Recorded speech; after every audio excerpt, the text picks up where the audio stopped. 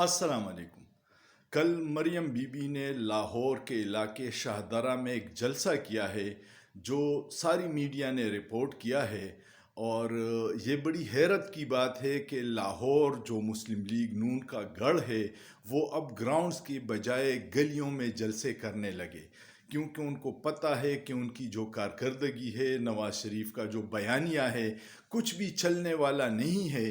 تو شرمندگی سے بچنے کے لیے انہوں نے گلی کا انتخاب کیا، لیکن وہاں بھی شدید مایوسی ان کو ہوئی ہوگی، کیونکہ جس طرح کے لوگ آئے تھے گلی میں، ٹوٹل 2-2.5 ہزار لوگوں کی گنجائش تھی، اور اس میں بھی آدھی کرسیاں خالی تھیں۔ مریم بی بی کو اب پتہ ہونا چاہیے کہ یہ پرانا دور نہیں ہے جب آپ لوگوں کو بے وقوف بناتے تھے۔ یہ اب سوشل میڈیا کا دور ہے، ہر چیز کی معلومات نوجوانوں کو حاصل ہے، اور اس وقت 5 کروڑ سے زیادہ نئے ووٹر رجسٹرڈ ہوئے ہیں جو ٹیکنالوجی کے دور میں جیتے ہیں۔ آپ کے جھوٹے بیانیوں کا وہ پوسٹ مارٹم کرتے ہیں جو آپ تصور بھی نہیں کر سکتے۔ مریم نواز کا جلسہ رات کو تھا، اور آپ کو یاد ہوگا مولانا فضل الرحمان نے تحریک انصاف کے جلسوں کے بارے میں جب وہ رات کو کرتے تھے تو کہتے تھے کہ یہ جلسہ نہیں مجرا ہے۔ اب مولانا فضل الرحمان سے پوچھنا چاہیے کہ آیا مریم نواز جو آپ کی اتحادی ہے ان کا جلسہ تھا یا مجرا؟ یہ سوال بڑا اہم ہے مولانا اور اس کے سپورٹر سے پوچھنے کا۔ دوسری بات یہ تھی کہ مریم نواز کے جلسے میں بھی پہلے لوگ کھانے اور بریانی اور قیمے والے نان کے لالچ میں آ جاتے تھے، لیکن مہنگائی کی وجہ سے اب وہ بھی مشکل ہو گیا ہے، اور لوگوں نے جلسے کے دوران جب میاں نواز شریف کا نام آتا تھا تو کئی جگہوں سے چور چور کے نعرے لگتے تھے۔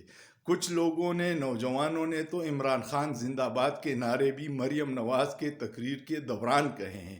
یہ نوشتہ دیوار ہے، ان کو سوچنا چاہیے۔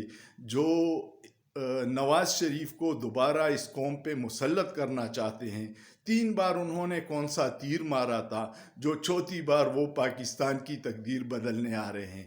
لیکن جو لوگ ان کو ڈیل کے ساتھ لے کے اس قوم پہ مسلط کرنا چاہتے ہیں، ان کو سوچنا چاہیے کہ پاپولر لیڈر کو جیل میں ڈال کے اگر آپ اس طرح کے گملوں میں لگے لیڈروں کو آگے لائیں گے تو لیڈروں کے ساتھ ساتھ یہ جو جعلی مصنوعی بگوڑے لیڈر ہیں ان کے ساتھ ساتھ آپ کی کریڈیبلٹی پہ بھی نشان لگتا ہے۔